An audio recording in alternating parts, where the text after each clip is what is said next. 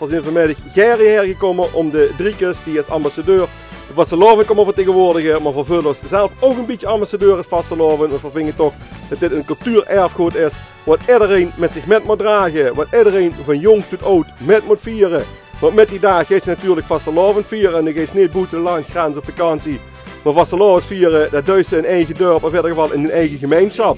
Maar van tevoren gaat ze die vastelovendsvlag ook weer uitdragen. En daarom gaat ze zeker in november, op 20 november, naar het BCL-tref bij de Driekes. Carnavalsvereniging De Werkgeiten is een ambassadeur van de vereniging. Met vastelovend vieren met mensen uit het eigen dorp, georganiseerd door mensen uit het eigen dorp. Als penningmeester van de BCL wil ik ook graag als ambassadeur van de vastelovend naar voren treden.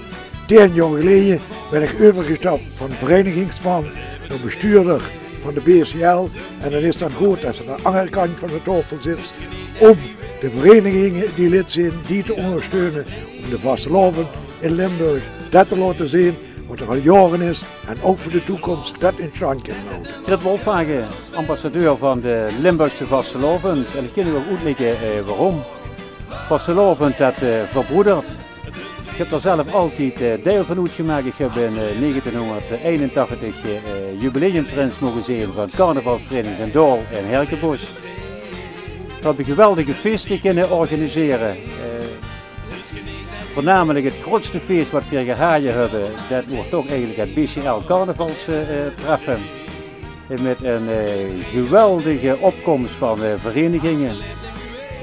Nu werd ik nog altijd door mensen aangesproken van wat heb je er toch zo'n opgezet dat die 3 weken feest in Herkenbos, hoe geeft het dat nog? We leven nu in een iets andere eeuw. De euro die werd niet meer zo makkelijk uitgegeven dan de gulden van Brugger. Maar één ding kan ik wel vertellen, van vastelovend, daar moeten we van genieten. Maak allemaal veel spas, vergeet het verdriet, want morgen komt weer een nieuwe dag. Vastelovend samen.